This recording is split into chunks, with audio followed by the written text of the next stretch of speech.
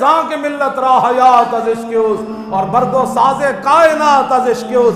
اقبال کہتا ہے امت مسلمہ زندہ ہے، زندہ رہے گی، غالب ہے، اب کوئی بات نہیں فرنگی را دل زیر نگی نیست۔ کیوں جی کوئی بات نہیں، یہ 4 دن امریکہ کر لے جو کرنا ہے۔ افغانستان کو لتاڑنے کے بعد ایک بندہ بھی اس کے قابو ایسا نہیں آیا جو کہے میرا ایمان لے لو مجھے پیسے دے دو۔ ایک بندہ بھی اس کے قابو میں نہیں آیا جو گوانتا نامو بے میں تم نے علماء کی داڑیاں مونڈ دی اور پتہ نہیں کہ پنجروں میں بند کیا جیسے حیوانوں کو بند کیا جاتا ہے، لیکن ان پنجروں میں وہ بند رہے، قرآن کی تلاوتیں وہاں بھی وہ کرتے رہے، ہاں اسلام کو وہاں بھی ان نام۔ اقبال کہندا فرنگی را دل زیر نگی نیست۔ اقبال کہندا آج تک فرنگی ایک دل تے قابو نہیں پا سکا، ملک تے تھا ہاں متاعو ملک است دین است، انہیں کیوں نہ ملکاں تے قبضہ ضرور کیتا ہے لیکن دین تے قبضہ نہیں کر سکے۔ ہاں جتنا مرضی یہاں بھی کتنی پابندیاں لگی، مسجدوں کے سپیکر اترے، میلاد شریف پر پابندیاں لگی، ممتاز قادری تختہ دار پر لٹکا اور 1 لاکھ سے زیادہ بندے تحریک لبیک کے اندر چلے گئے، تو کیا لبیک کا نعرہ بند ہوا؟ نا۔ اقبال کہنا فرنگی را دل زیر نگی نیست متاعو ملک است و دین است۔ انہیں کیا اس دا متاع اتنا ہی ہے، عراق دے کنویں تے قبضہ کر لیا، تیل دے کنویں لین آیا سی تے قبضہ کر لیا، افغانستان دے خزانے تے قبضہ کرنا سی، خزانے لے کے چلا گیا، اور شام دے اندر جڑا کچھ ہوتے لوٹ مار سی امریکہ کر کے چلا گیا، لیکن پھر کیوں لرزہ بر اندام ہے؟ اتنا ظلم مچانے کے بعد پھر امریکہ کیوں پریشان ہے؟ کیوں جی خدا بندے کے در طوف حریمش۔ اقبال کہتا ہے جتنے چمچے کٹ سے گئے وائٹ ہاؤس کا طواف کرتے رہے اور ملکہ برطانیہ کا طواف کرتے، خدا بندے کے در طوف حریمش کہتا ہے جتنے تمہارے چمچے کڑچے گئے یا حکومتیں کرتے رہے اور تمہارے دروں کا طواف کرتے رہے، صد ابلیس است یک روح الامین است، کہتا لکھاں ابلیس ضرور گئے لیکن محمد عربی کا ایک غلام بھی تمہارا طواف کرنے کے لیے نہیں گیا۔ یہ بات ہے، تم کیا سمجھتے ہو حضور کا دین ایسے چلا جائے گا؟ نا، یہ دین اپنی پاور رکھتا ہے، ہاں اس لیے اس دین پر کوئی غالب نہیں آ سکتا۔ ملکوں پر تم نے قبضے کر، یہاں بھی 100 سالہ برطانیہ رہا تو 1947 کے بعد پھر حضور کے غلام میدان میں آ گئے۔ تم نے ہمارے کیا چھوڑا؟ یہاں تو کوئی چیز ہی نہیں چھوڑی، ہر چیز لوٹ کر لے گئے جناب، لائبریریاں لوٹ کر لے گئے، حسین و جمیل پتھر لے کر، وہ کوہ نور جو ہیرا بھی تم لوٹ کر لے گئے، تو کیا پھر وہ ہیرے کی وجہ سے تو ہماری عزت نہیں ہے نا؟ ہماری عزت تو یہ ہے بمصطفیٰ برساں خیش را کے دی ہماؤز گربہو نہ رسیدی تمام تو لابیس۔ امت مسلمہ کی وجہ پتھروں سے نہیں ہے، ہیروں سے نہیں ہے، تیل کے کنویں سے نہیں ہے، روٹی سے نہیں ہے، سڑکوں سے نہیں ہے، جہازوں سے نہیں ہے، امت مسلمہ کی عزت محمد عربی کی غلامی کے اندر ہے۔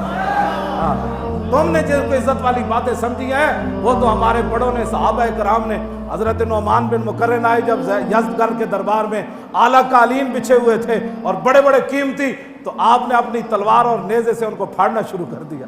وہ کہنے لگے یہ تو ہم نے آپ کی عزت کے لیے بچھائے ہے۔ جب آپ کرسی پر بیٹھے تو وہ سونے کی بنی ہوئی تھی، آپ بیٹھے تو فوراً کھڑے ہو گئے، تو یزدگرد کہنے لگا کہ آپ نے شاید کبھی سونا دیکھا نہیں ہے، ہم نے تو آپ کے احترام کے لیے، آپ چونکہ ہمارے مہمان آئے ہیں اور مذاکرات کرنے کے لیے آئے ہیں، ہم نے آپ کے اعزاز کے لیے سونے کی کرسی بچھائی ہے، پہلے تو آپ نے ہمارا قالین پھاڑ دیا، اب آپ سونے کو جو ہے اٹھ کھڑے ہوئے، فرمایا سننا ہے تیرا قالین میں نے اس لیے نہیں پھاڑا کہ مجھے اس قالین سے دشمنی تھی، یہ جو تو نے بچھایا تھا یہ ریشم کا تھا اور ہمارے آقا و مولا نے ریشم سے کے استعمال سے منع فرمایا، اس لیے میں نے اس کو پھاڑ دیا، باقی رہ گیا یہ سونا، تو یہ کہتا ہے ہم نے دیکھا نہیں ہے، سونے کو پک طرف کر، یہ سونا میں نے اس لیے اوپر نہیں بیٹھا کہ ہمارے آقا و مولا نے اس نے منع فرمایا ہے، سونے کی تعظیم میں نہیں کھڑا ہوا، اپنے نبی کا حکم ماننے کے لیے میں کھڑا ہوا۔ یہ ہے وہ باتیں جو اسلام کی ہیں، تو جنہوں نے نہیں پڑھا وہ امت مسلمہ کو گمراہ کر رہے ہیں اور گمراہی کی باتیں پھیلاتے ہیں۔ آپ اپنے کان بند کر دیں، اور وہ بندہ جو آپ کو ایسی بات سناتا ہے کہ در رسول سے دور کرتا ہے، پھر آپ کا حق بنتا ہے آپ اپنے کان بند کر دیں۔ میں نے کہا پیچھے ہٹو، کوئی یار دی گل سنا ملا، نہ لمے پینڈے پا ملا، نہ علمہ وچ پسا ملا، بس یہی بات ہے، یہی لبیک کا مقصد ہے۔ اگر کسی کو کوئی تکلیف ہے تو یہ تکلیف قرون اولیٰ سے لے کر آج تک تکلیف جاری ہے۔ موسیٰ و فرعون و شبیر و یزید ایند و قوت از حیات آمد پدید۔ اقبال کہتا ہے حق اور باطل کی ٹکر شروع سے چلی ہے اور تا صبح قیامت یہ جاری اور ساری رہے گی، لیکن امتحان حق والوں کا ہے کہ وہ کب تک کھڑے رہتے ہیں۔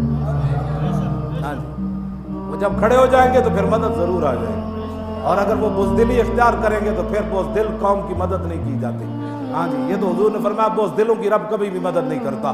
یہ تو غزوہ احد کے موقع پر حضور نے فرمایا بزدل بندے کی اللہ مدد نہیں کرتا.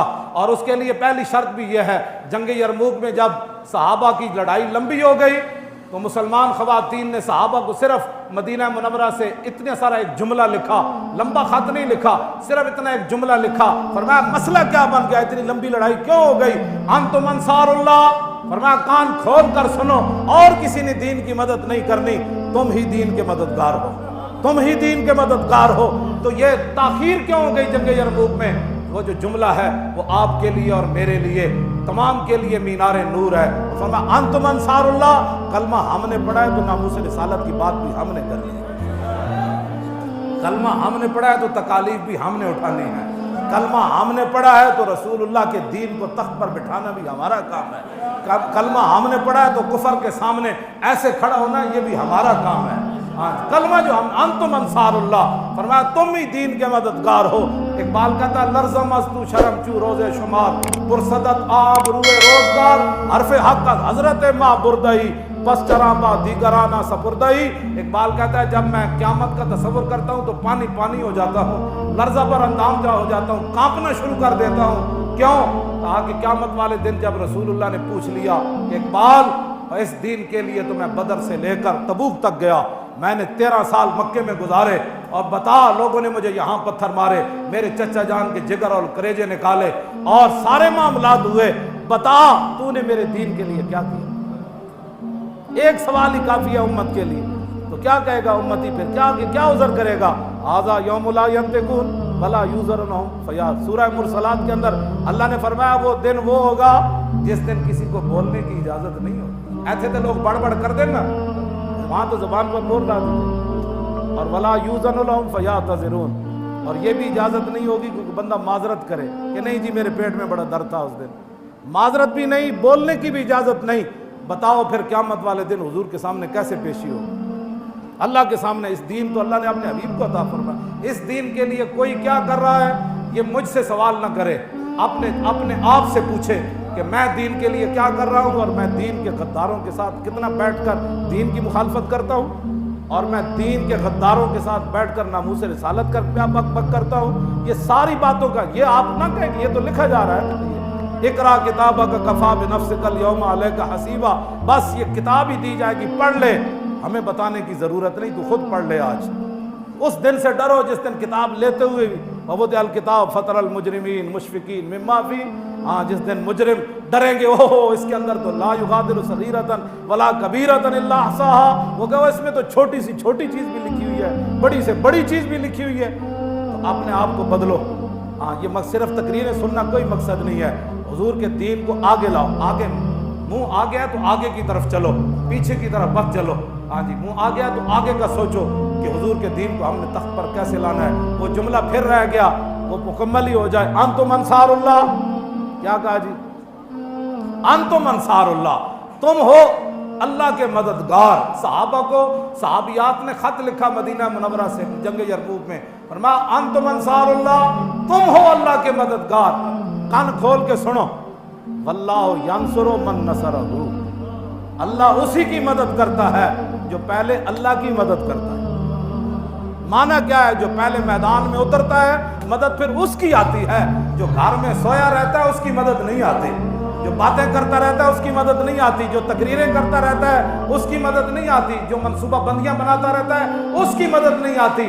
پہلے جو اللہ کی مدد کرے، واللہ ینصر، پھر اللہ مدد حال میں بھی فرماتا ہے پھر مستقبل میں. پہلی شرط ہے کہ نصرہ، ماضی میں کسی نے اللہ کی مدد کی ہو، اللہ کے دین کی مدد کی ہو. آؤ اس دنیا کی شرمندگی، قبر کی شرمندگی، حشر کی شرمندگی سے بچنے کے لیے دین کے ساتھ کھڑے ہو جاؤ. حضور کی عزت ناموس کی بات سننی نہیں، بس کیا جو بات کرنے لگے ان کا تاجدار ختم نبوت تاجدار ختم نبوت